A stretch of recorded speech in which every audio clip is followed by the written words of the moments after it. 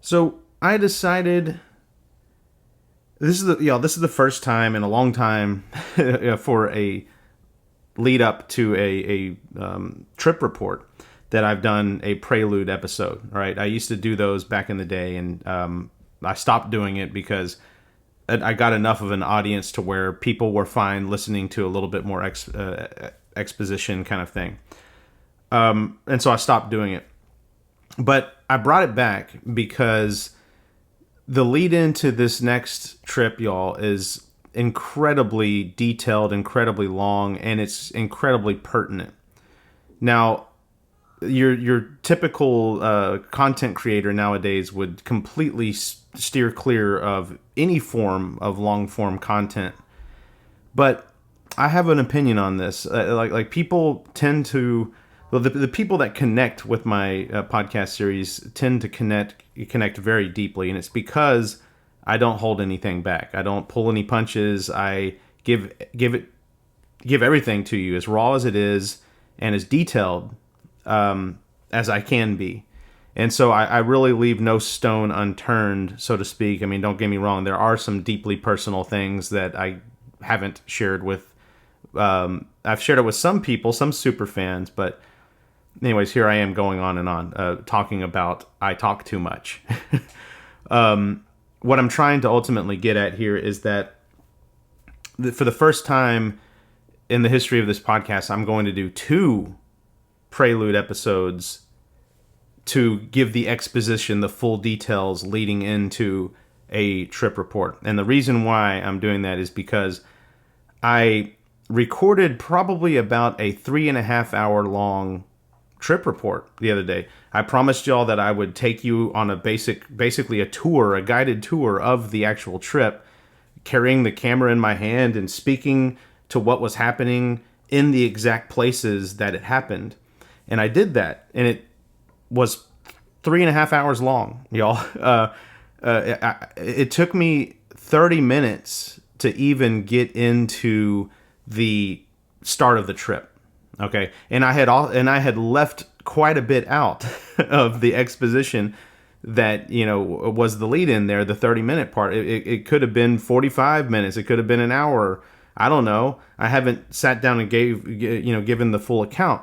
And I thought to myself, well, you've been toying around with doing a Patreon anyway, right? It's like start a Patreon again and let your Patreon patrons or whatever they call them, let them get that exposition, and you just go straight into a trip report. And I'm like, no, y'all, I'm not going to do that for the meat and potatoes story of my journey through the Pantheos. I'm going to do a Patreon at some point again, but it's going to be genuinely extra stuff, like just sprinkles on the icing of the cake, right? Not even the icing. Like, I'm going to give you the cake with the icing, and that is my channel. And then I'll do a Patreon, and it'll just be sprinkles. I consider this exposition part of the journey.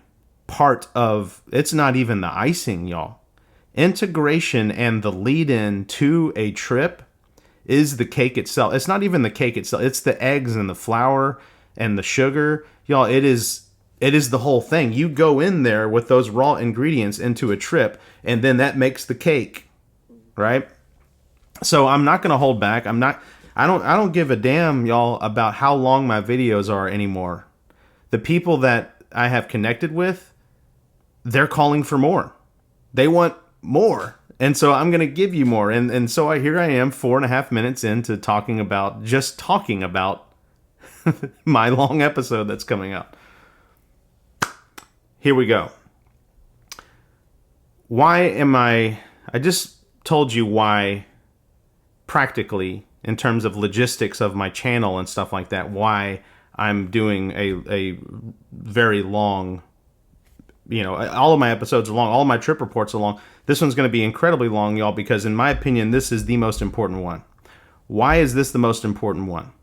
Well, to me, this trip report, this experience, forget the trip report, this trip, y'all, was the triangulation, the collision of everything I've learned and grown into with God and all this stuff in the past 3 years.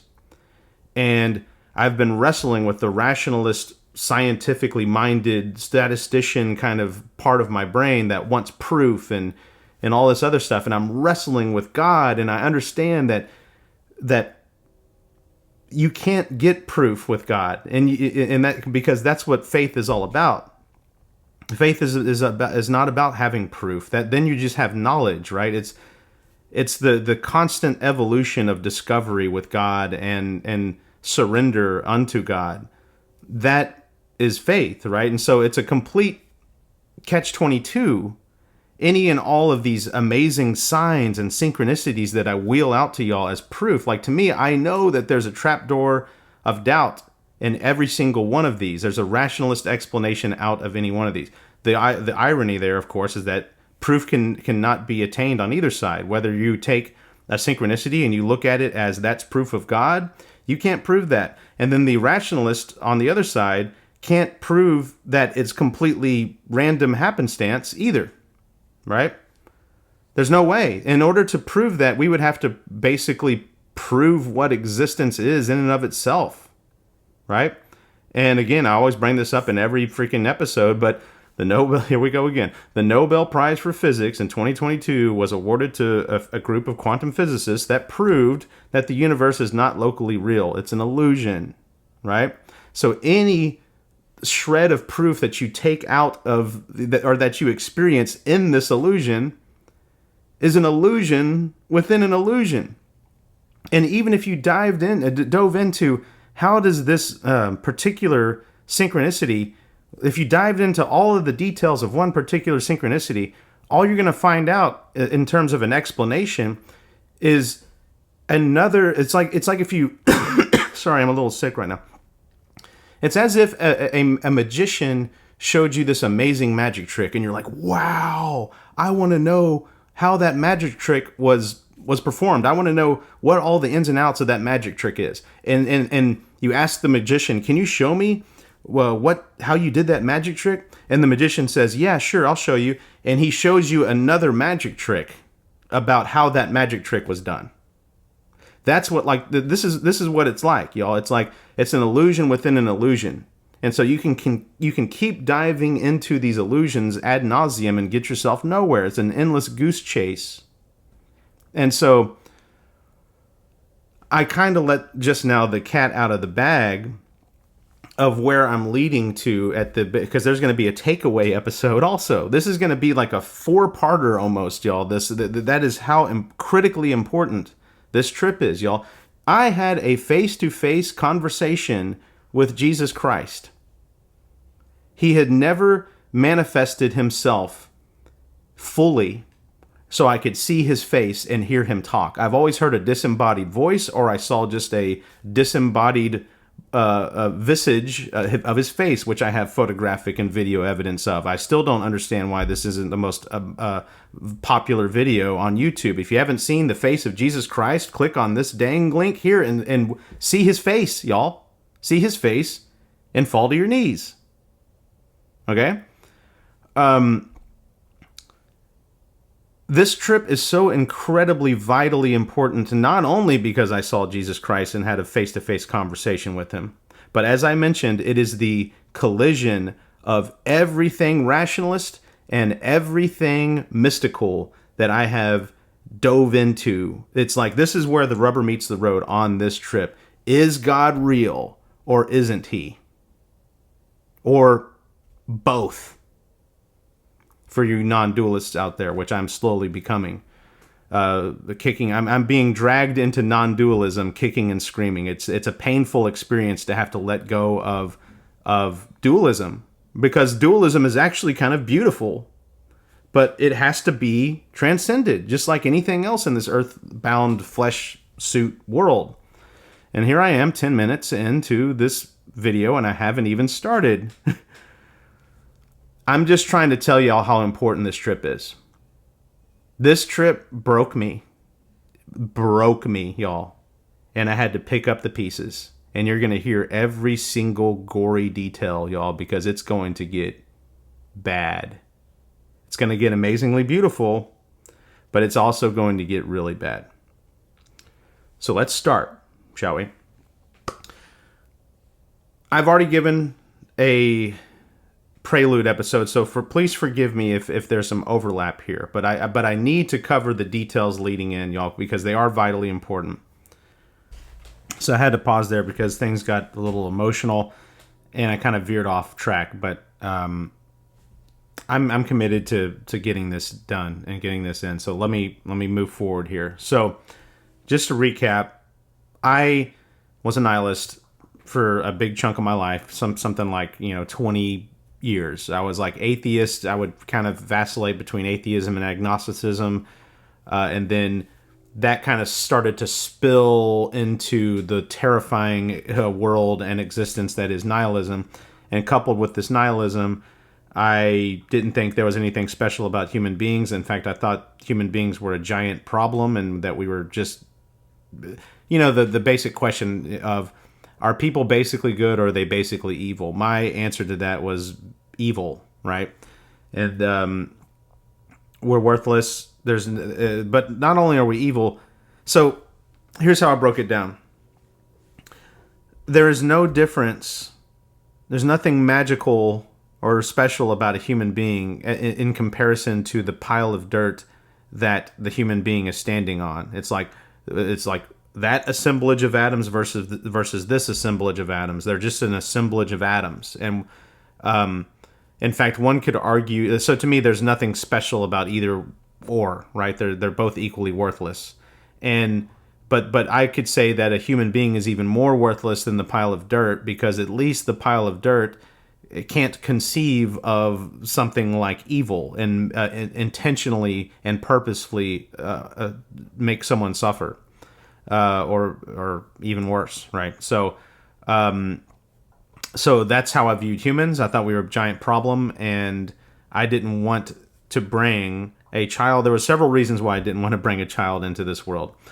I didn't want to bring a living, breathing, sentient being that has the capacity to suffer into a world that I viewed as nothing but suffering and people committing evil acts. And we're all going down the tubes anyway, and we're all destined to die, and this whole planet will be swallowed up by the, red giant. When the sun swells into a red giant, it'll consume the orbit of the earth and all this stuff. And it's like, what's the point? But I didn't want to bring a human being into the world so that they can experience suffering. To me, I viewed that as a selfish act at best, but also almost borderline evil because of that selfish act of, it's like, I want purpose in my life, so therefore I'm going to go create this being that can suffer and pour the capacity of suffering into them. It didn't gel well with me. That just seemed evil to me. But on top of that, and worst of all for me, I didn't want to bring a child into this world that was anything like me, because I know what was going on with me, all the throes and pitfalls and just miserable existence that is addiction and nihilism, coupled with addiction, which is just a terrible, terrifying 1-2 punch. So those were my reasons not to bring a child into this world. And then the thing overhanging everything on top of that was, you could summarize this all into like a very concise thing, is like, you don't know what's going to happen in life and existence with the whole of humanity. So why would you want to bring a child into the world? Fast forward, 10, 15-ish years or whatever, whenever I first started conceiving of those thoughts, fast forward to, I've now found God. I'm starting to chip away at this concept of like humans actually are special, instead of like all of my beliefs previous that they weren't special. There is something special about human beings. In fact, there's something special about all life. And regardless if we have the capacity to do bad, we also have an incredible upside, y'all. Even though I still believe that negative emotions and experiences trump positive, emotions and experiences, and they have to, because it's better for you to default to fight or flight than it is to default to embracing, right? It's like, even though I think that negative trumps positive, I now only believe that in a flesh sense, like in a survival sense. Yes, it still does. But if you transcend the, I know it's weird to call it silly because that's kind of all we know in terms of flesh, but if you transcend this silly concept of survival, right, competition and cutthroat, Machiavellianism and all this stuff, if you transcend that, y'all, the upside of the positive, right, far completely outweighs, y'all. There is so much upside in the spiritual sense of goodness than you can ever imagine as compared to the downside of the negative experience, the fight or flight, survival, kind of crap that that's what I'm getting at here. And so,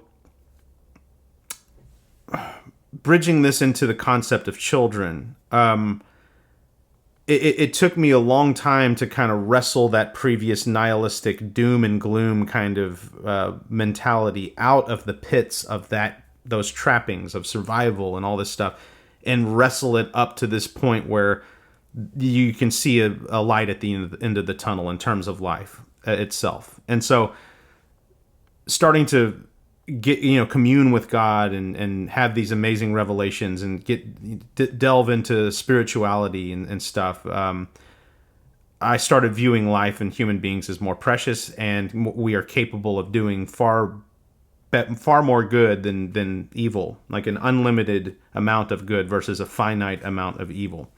And so this concept of having a child became more and more palatable to me. And not only that, but I had a couple of experiences where I kind of realized that it's not only palatable now, it's something that God wants me to do.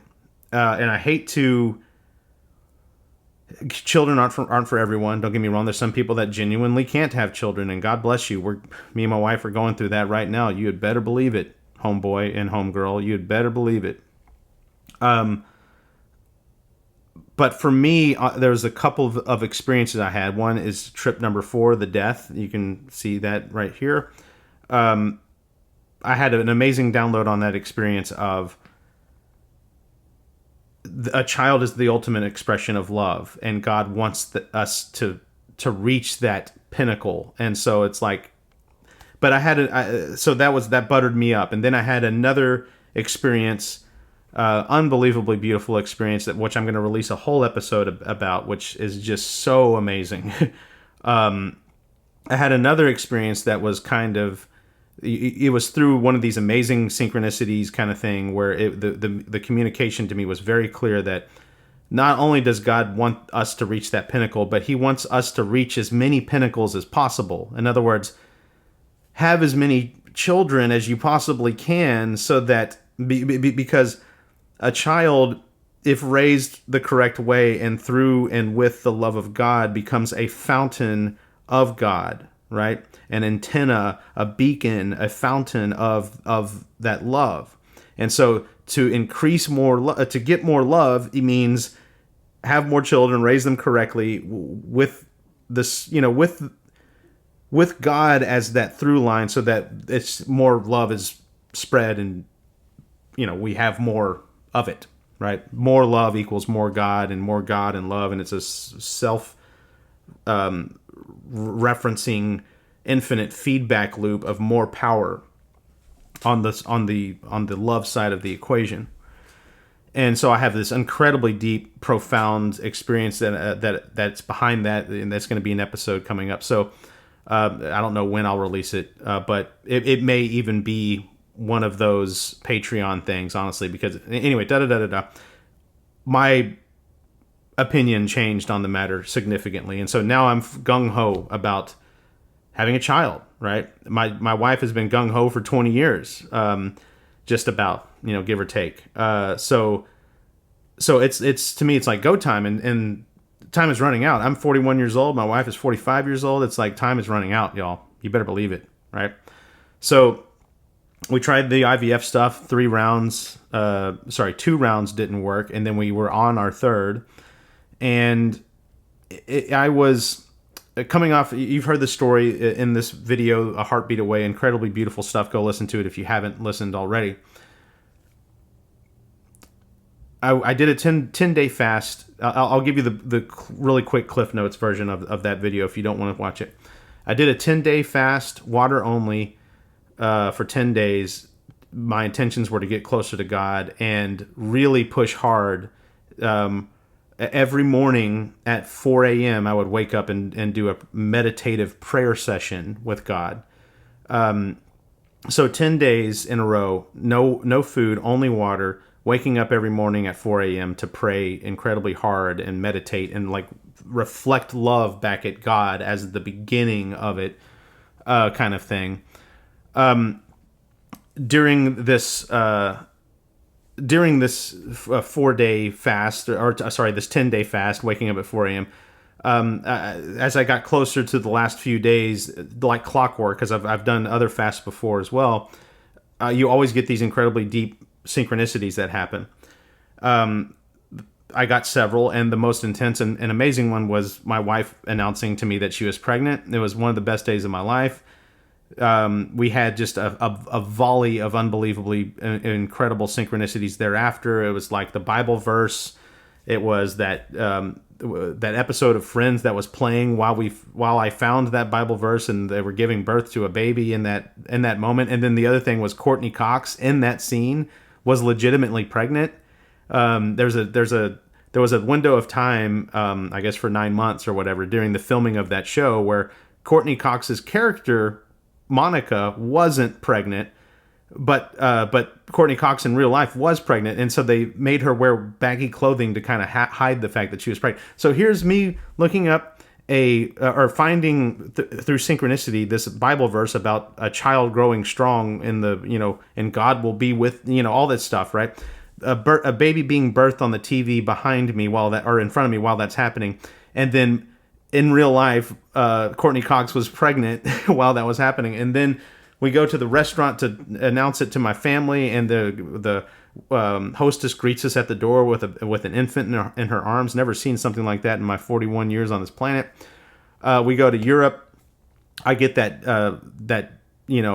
baptism by fire daddy training with that adorable little girl and her unbelievably awesome dad, who was kind of like my role model. I was just like looking and taking notes, like this guy is doing it right. Let me just absorb everything I see, and it was amazing. And then so many other things, but on that trip, but it was also the hearts, right? That was the most impactful one. Was our daughter's name was Julia, and we were going to go get her heartbeat checked, the 7-week checkup where you hear the heartbeat, and we see nothing but hearts, and we see Julia's name twice or 3 times in the middle of those hearts, and just beautiful stuff. And so, on that trip, this is important. On that trip to Europe, I brought 2 books with me, and these are those books.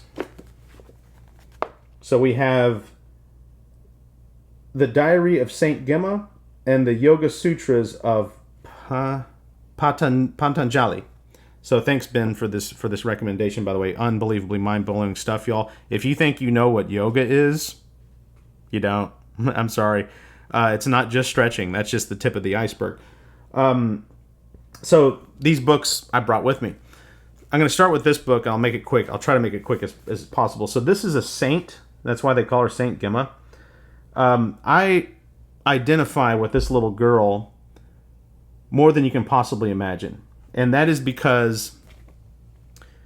So this is this young girl. I mean, I think she died at like 18 or something like that. And during a chunk of her teens, a big chunk of her teenage years, she was I was about to say afflicted. It almost was an affliction. she was blessed. She was equally blessed and afflicted by these visions of Jesus Christ and these interactions with Jesus Christ. These, and Satan and stuff would make appearances as well. So she got that side of the coin as well.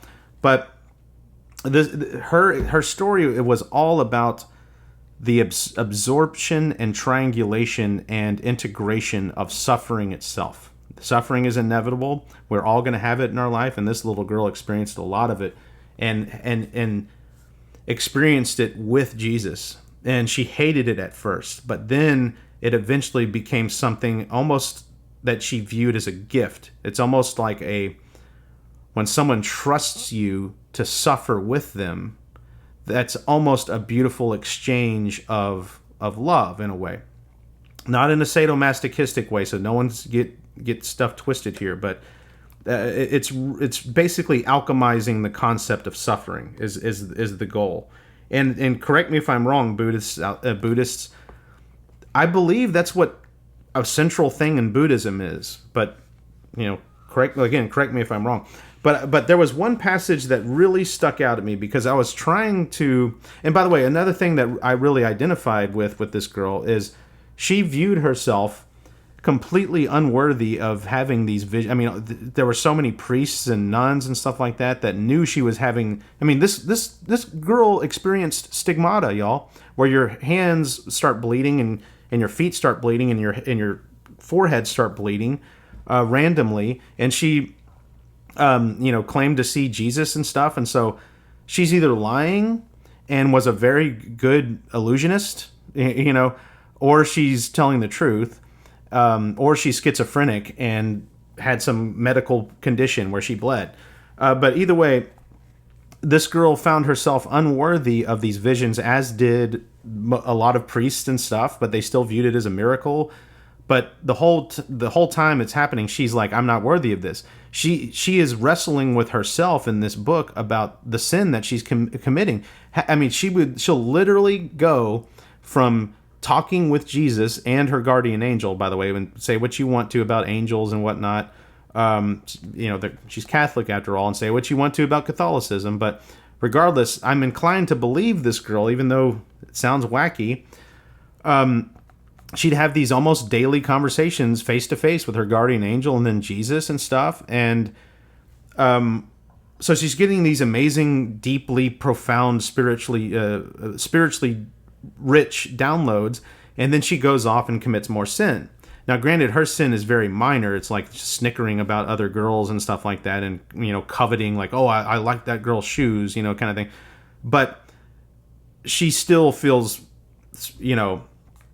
at odds with herself. And so I completely identify with this as being not worthy and also continuing to sin despite, and you better believe that my sin is worse than this little girl's, continuing to sin despite,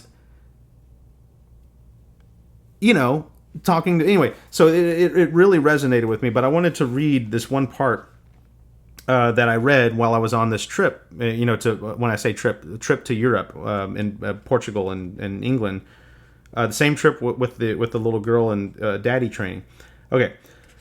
They were painful but happy moments. I then spent an hour with Jesus. I should have liked to continue with him thus all night, but Jesus loves obedience very much. He himself always submits to obedience. This is very important, y'all. So when the hour was up, he left me. Generally, Jesus took the crown off when he was leaving. This time, however, he left until about 4 o'clock the following afternoon. So he left the crown of thorns on her head. Now, granted, they weren't real, like she wasn't wearing an actual real, it was like a spiritual manifestation of a crown of thorns. Anyway, long story. Read the book. It's pretty interesting, or it's very interesting. I haven't finished reading it, by the way. I am have like this much left. But maybe there's more answers that I need to go investigate. But that's going to be a very central and crucial theme on this experience, is this concept of obedience and how one obeys. Okay, so I have to issue a little bit of a disclaimer about this book, okay? If you are inspired by the endorsement that I just gave about this book and you go and buy it yourself, or if you go look up, I think there's some YouTube videos about this girl and her experiences and everything. I'm going to tell you just to take it like I did, with a grain of salt. Okay, I don't filter my entire source of faith through this book. Okay, even though I hung on every word about Jesus and the guardian angel, all the encounters this girl had with Jesus and the guardian angels, those were of paramount importance to me. I can tell you that Jesus comes off as very, let's just say, intense and a bit. I'm trying not to use a bad word. He comes off kind of as a jerk. Okay. And I can tell you right now that that's not the Jesus that I know. The Jesus that I've encountered, y'all say what you want about my encounters with Jesus. I firmly believe that I did encounter him himself. Okay, if people get their own version of Jesus, that's a different story. I'm not trying to discredit this girl. I think the story is powerful, but again, I take what I need. I glean what I need out of that book. Okay, am I cherry picking? Sure, but I think we all cherry pick, and I think that we all have to cherry pick.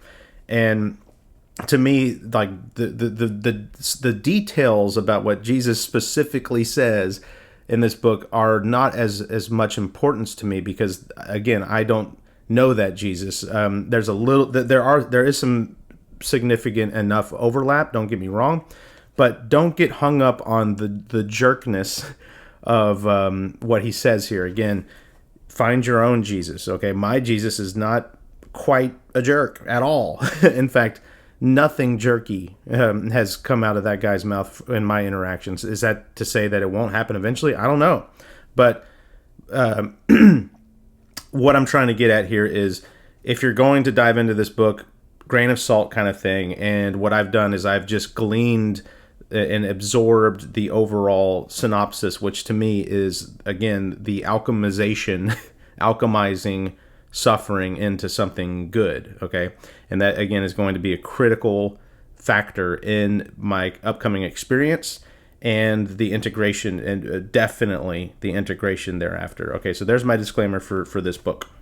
But another deeper, in my opinion, concept and theme of this experience, y'all, comes from this book, the Yoga Sutras of Patanjali. And I'm just going to turn to the page, if I can find it easily. That blew my mind. So, page after page, I'm getting these very deeply profound instructions on how one separates from the flesh, how one transcends this physical existence into a place of holy, spiritual, etc., right? And this one leapt out at me as I almost dropped my book. In fact, I wrote down the word "what" in all caps, very sloppily, because I was on a train and writing with one hand. Of course, you write with one hand, but it was hard to write. And anyways, blah blah blah. It says, yogic. So even your yogic meditations become a selfless action. That is what is meant by "even with God, do not have attachment." This vairagya, or whatever, or non-attachment alone, is enough to change your entire life into a joyful one. So I wrote "what" here because it's telling you, y'all, that in order to achieve the plane of existence, in order to transcend, and you have to give up your attachment with God himself. And this is very critical, incredibly critical, this concept. I don't like that idea. God is the very thing that rescued me. So it's like, in order to get rescued further, I have to reject that which rescued me in the first place. When that is the very thing that draws me closer to God, which is what I want, I now have to walk away from God. If I am misinterpreting this, y'all, if there are people out here who have read this and have a different understanding, please let me know. Or maybe I'll just finish reading the book and it'll become more clear. Maybe it's a paradox, a riddle kind of thing, and it's like by separating your attachment from God, you actually get closer to God. I don't know. But that was a very bizarre concept. But this concept of obedience and letting go of that which saved you is going to be a very critical thing that happened on this experience. And now, my disclaimer for this book, okay?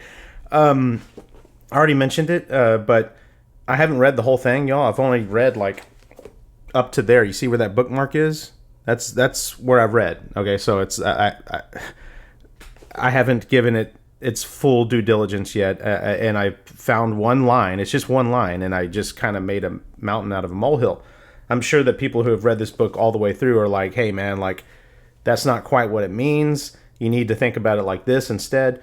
But to me, it sounded like that you need to. It's like the God experience might be part of this flesh experience, and in order to finally get all the way past your flesh experience, you need to even give up the God experience, and maybe that opens you up to a completely new universe of experience in which God can be experienced even deeper.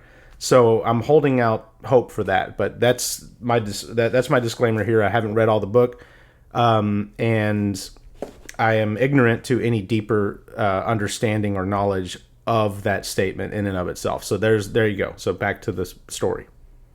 And so that was kind of my backstory on even just getting into what happened next. You know, so we were doing. We did the first ultrasound, right? It didn't work. We didn't get a heartbeat. The 7-week checkup with your ultrasound, you're supposed to have a heartbeat, and we did all the genetic testing. So we were in the genetic testing determines it's like does the fetus have an extra set of chromosomes that would result in a miscarriage or other genetic issues. We did that, and our embryo was fine, so we shouldn't have a problem. But we did. So there was no heartbeat when there should have been. So we were in like the 2 percentile or something of people who still, even after genetic testing, don't get a baby. So the chips are stacked against us. This is kind of unprecedented. There are still some examples of embryos developing a heartbeat, but it's incredibly, extremely crazy rare. And so that's when I released the please help video, where I was like, hey, I want everyone to visualize a fetus and a heartbeat and everything like that. Meanwhile, I was doing the same thing. I was doubling down on my 4 a.m. Prayer sessions. I made them even longer. I would visualize, I would start by reflecting my own feelings of love that God had given me back to God, and that would be the start of the prayer. And then I would start visualizing a fetus and then a heartbeat growing, in that fetus and blood flowing. And I just started, and I kept repeating the name Julia in my head. And I even went to the extremes of, because Jesus told me on one of my experiences that he is life itself. I even imagined like Jesus, like kind of floating in and like breathing life into, like I took it far, y'all. And I asked y'all to not take it that far, but I asked y'all to kind of do some similar things. I'll never forget, before one of these 4 a.m. prayer sessions, one of my fans who I've become a good friend with, I now think of this person as a brother, basically. He lives overseas in Europe, and I was, I'd come back from Europe since, right? So we were in the same time zone-ish before, but now we're in completely different time zones. So it's 4 a.m., but he's still up. And I saw a message from him that popped up as I was going to one of my prayer sessions that said, he was identifying with or not identifying. He felt for me on this struggle, right? And he was. I think I told him about the 4 a.m. prayer sessions, and he said, "Hey, look, try to pray for your guardian angel to show up." And so I was like, "Hey, if a guardian angel showed up for Saint Gemma, I don't really believe in guardian angels, y'all. I really don't. I believe in angels? Yeah, I actually kind of do."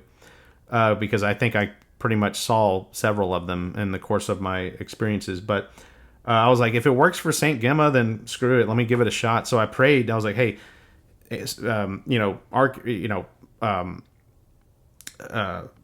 guardian angel, whatever. If you're out there, come down and help me.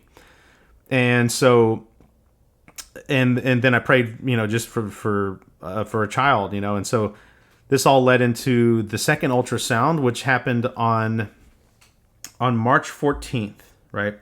So it's 3:14. I wake up and I had 2:14 staring me in the face. I had like a text messages. I had 14 unanswered text messages, and then I had the day 14. So I was like, oh, 14, synchronicity, repeating number. So I could do what I usually do. I go into Google and I type in Bible 14 semicolon 14, and I get two verses. One is the Lord, and keep in mind, again, this is mere maybe like 2.5, 3 hours before the second ultrasound. That's going to hopefully confirm, because I was trusting the signs, right? It's like I kept looking at those heartbeats, and it was like, no, this is real. It's like the name Julia surrounded by a bunch of hearts. It's like, this is going to happen. So I wake up that morning and I get these two Bible verses, Exodus 14:14. The Lord will fight for you. You need only to be still, right? Then I saw John 14:14. If ye ask anything in my name, I will do it. Right? This is Jesus saying this, right? So what do? First of all, that's a bit of a catch-22. That's a bit of a paradox right there. It's like, do I ask for something in your name, or do I be still? Right? Because asking for something in your name is not being still.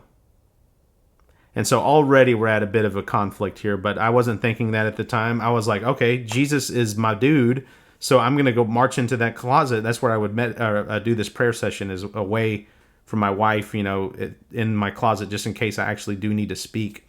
So I march into my closet and I do my whole thing. I visualize the fetus and a heartbeat and Jesus coming in and breathing life into her and all this stuff. And then I was like, okay, well, let's do it. And I straight up asked Jesus, and I was like, Jesus, in your holy name, I pray that this happens, that we get this heartbeat and da da da da da. It says that if I believe and I ask in your name, and I think that you're the Son of God, and I think that the only way to heaven is you, and all this stuff,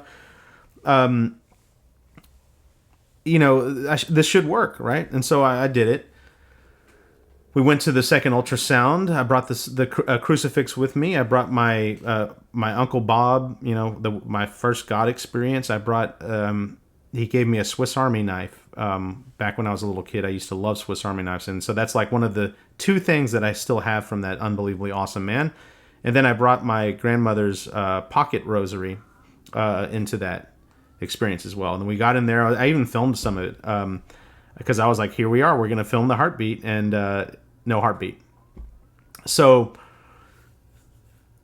out of that session, because we confirmed, right, that, hey, there's no heartbeat. Now it's like, it's for sure. It's like this pregnancy is lost. It's not feasible. Like, there's no child here.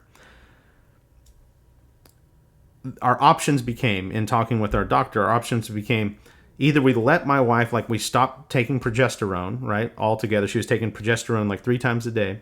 Either we stop progesterone altogether and let her miscarry naturally, which I've heard is a terrifying experience. You literally see it and feel it and all that stuff come out, and then you have to clean it up. That's terrifying. I don't want to put my wife through that, and she doesn't want to do that either. Other option is to take a pill that will force you to miscarriage, and that's basically the same thing. You're going to see it come out, and not only that, it's going to force contractions, which is going to be incredibly painful, and that's not cool either. Third option is a D&C operation, which is basically go in, surgically remove the fetus. And then, of course, a caveat to that, the doctor was looking at us and said, but a miracle can always happen, right? So the other option is that we wait and do another, like we wait a week or something like that and do a third ultrasound. But he was basically like, it's completely, he was like, it's not going to happen. But he's like, but there is a chance for a miracle. And in the back of my head, I'm like, of course there is a chance for a miracle. I know it's going to happen. This is God we're talking about. I have all this evidence and all this proof from my experiences and integrations and all that stuff, right? So the doctor looks us in the face and says that we need to make a decision, and this decision needs to be made by 2 p.m. He says, look, we have an opening in our D&C, like for our D&C surgery or whatever, or our operating room. we have an opening tomorrow. And so you got to understand how gravely serious this is. And when I say grave, I mean literal grave. It's like we're going to kill this fetus, essentially, right? It's like it became a literal life and death decision. And it went from being this, like, don't get me wrong, we were very devastated and disappointed and sad, but now I'm terrified on top of that, because now I have to make a life or death decision when I'm fully based on, I'm fully shored up and buttressed up with faith over here that all this is going to work and we're going to get a heartbeat. And now I have thrust upon me. And by the way, my wife wants to get the DNC operation. She wants the fetus removed. She trusts the doctor. He says it's not a viable pregnancy. That it's done. In her mind, it's like, let's get the otherwise dead fetus out of me so we can move on to the next embryo, right? And get going. And I'm like, no, I want more time to decide here. And so my wife is saying yes, the doctor is saying yes, and I'm the only one that's like, no, can we have some time here, right? And so it went from sad, quiet reflection into a major sense of urgency of, like, now we had to make this life and death decision, and we had to make it now, like on the spot right now. And so I pushed back and I was like, hey, look, I think I want another ultrasound. And then my wife's like, no, well, I think that I want a DNC. And then the doctor says, hey, look, I tell you what, here's my cell phone number. He never does this really with any patients, right? But we've spent so much money with this guy. I think we're like the only couple at this point with this dude that has gone this far and spent this much money. He gives us his cell phone number and says, call me or text me by 2 p.m. today with your answer. And so I was like, okay. I was like, this works for me. And I was about to say I wasn't going to go home and trip, but I think I was. I'm pretty sure I remember thinking to myself, it might be irresponsible to go home and take mushrooms, which I had, which kind of fell in my lap. Nowadays, I don't really do psychedelics unless they just fall in my lap. Then if they do, I'll do them. Some did. And I was like, in my head, I was like, okay, I've been given all of these signs, sign after sign after sign after sign, and they're not panning out. I want to go to the source here and figure out why. I want to say, what is going on? Why aren't these signs working out? I want to figure out. So that's what I thought. I got in my car and we drove home. And again, even though it was very irresponsible to do this because we need to make a literal life and death decision by 2 p.m., I went home, and at noon or like 12:30, almost even about 12:30 or noon or so, I decided to go in on psychedelics. And they're going to be peaking about the time that we need to make this decision. So it is very irresponsible. I don't recommend that anyone trip hard when you have to make a incredibly important life decision. Okay, I don't recommend it. Don't do it. Okay, but I did it, and that is the lead-in to this experience. Okay, that is how this happened. That's how we get to the threshold of the experience itself. On the next video, y'all, we're going to just dive right into it. I'm going to tell everyone to reference this video if you want the backstory. I may reference some parts of it. I may do a quick little blurb at the front that says, just so you remember, blah, blah, blah, blah, blah, blah, blah, and then real quick, and then we're jumping into the experience. But I wanted to get this out because I needed everyone to know the full context. But if there was a couple things that you need, a lot of that was just exposition, y'all, just so you understand the story. But if there's anything that you need to take away from this, it's this. Okay? It's these books and what they say. And if we are to distill this down into a very concise distillment of what they say, it is Suffering is inevitable, and you can almost view suffering sometimes as being, as crazy as it sounds. And there's such a paradoxical thing here, and it's something that can be so misunderstood. So please take this with a grain of salt. Suffering is not only inevitable and everywhere and almost constant, but if alchemized correctly, it can almost become a gift.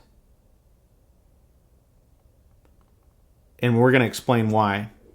And I have had a deeply, incredibly freaking profound realization about that. And I had to learn it the freaking hard way. There's a lot of people in this world who have learned it a much harder way, mind you. So I'm not trying to, do a little pity party here, but that's a big one. Suffering is prevalent, constant, and if alchemized correctly, can become a gift. Also, that I'm not worthy of God. Okay? Then we have God is the very thing that saved you, and it's the very thing that is continuing to save you. But the ultimate enlightenment, the ultimate transcendence, means to separate your attachment with God.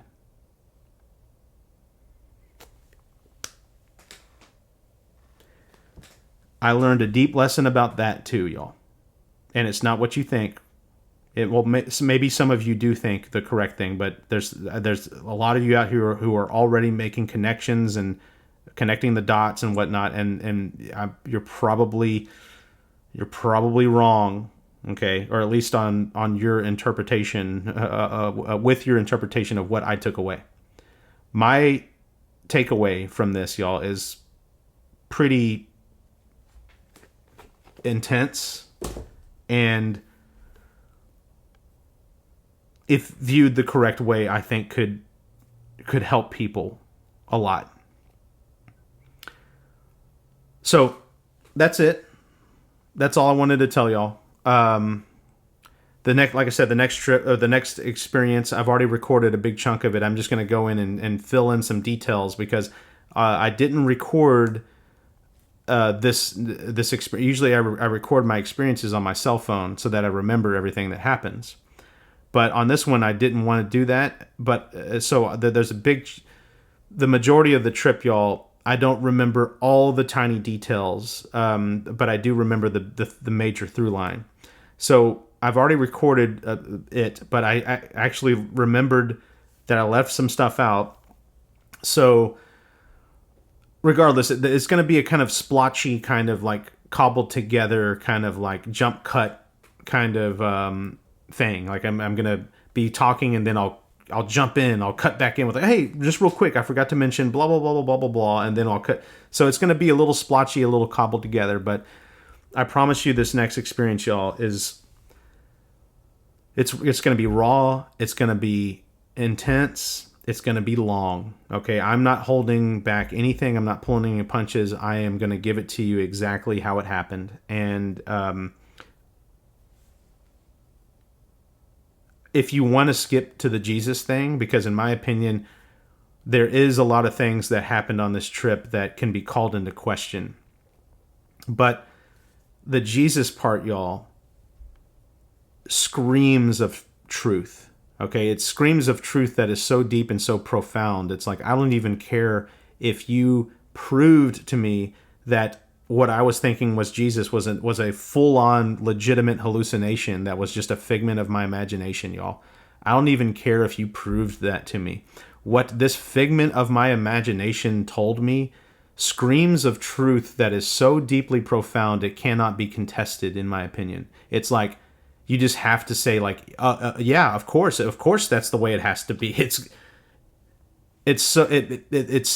puts to, what he said so beautifully puts all the pieces together that you're just left like, okay, wow, I'm going to go and cry my eyeballs out now kind of thing. And that's pretty much what I did.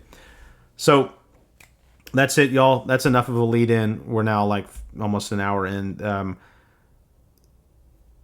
in about a week, maybe even less, I'm gonna have that video, and just get ready. And then we're gonna have a takeaway video where I talk about this stuff, and also drop in some amazing synchronicities and stuff that happened. And I'm also gonna talk about the guy who, the super fan, who I now consider like a brother, basically, and I love you, dude. I'm also going to tell you about how me and that guy's stories, because we were experiencing different synchronicities at the exact same time. They were different, but they were almost reflections of each other. And our stories were so intertwined that it's hard to even tell where he begins and I end. It's like, it's incredible. I mean, I'll just give you an example. Like this guy, again, say what you want to about guardian angels, y'all. I've seen and at least one angel, I think, y'all. At least one. I probably have seen multiple, but I would not be surprised at all. I would be like, of course I did. If someone came and told me like, hey, one of those things that you've seen on these trips, one of these amazing entities that you've seen has been an angel, I'd be like, of course. So it doesn't, I believe in them. Okay. Guardian angels, I'm still a little iffy on, but regardless, I do believe that one's own experiences can make things kind of true, kind of. This guy, just to give you an example of how intertwined our stories were, my fetus's name, okay, who I wanted to, grow into a bouncing baby daughter, her name is Julia. This guy's guardian angel that came to him in a dream said its name was Julia. And it wasn't as if he saw my video and saw, Andrew was going to name his daughter Julia, and then he had the dream. No, y'all, no. He had the dream before the video came out, before I told anyone, any of you rather, that I was going to name my daughter Julia. And that is just one of, and that might even be like the least impactful one of the like 6 or 7 overlaps that me and this guy had. Our stories are so incredibly reflective and intertwined with it's unbelievable. And anyways, that's all going to be in the unpacking episode 2. We got a lot of stuff. And then coming after that, y'all, talking about super fans, there was another super fan, another guy that I love very much, that I also consider a brother kind of thing, that flew in to watch the eclipse with me. And there was an experience there. And then we recorded like 3 episodes all talking about how we conquer evil. And the conversations that flowed through us, y'all, were just, I couldn't believe what I was hearing coming out of both of our mouths. I was like, it's potentially like world changing. I hate to sound so egotistical and boastful here, but it is what it is. I mean, anyways, I'm getting too ahead of myself. We're done here. I will see y'all on the next video, which is going to be the trip experience itself. So thank you so much. I love you all. I hope I wasn't rambling too much. I feel like this wasn't my best work today, but whatever. It is what it is. Don't let perfect be the enemy of good enough. Okay, so I'm just going to release it. Love you all. Talk to you all later. Bye.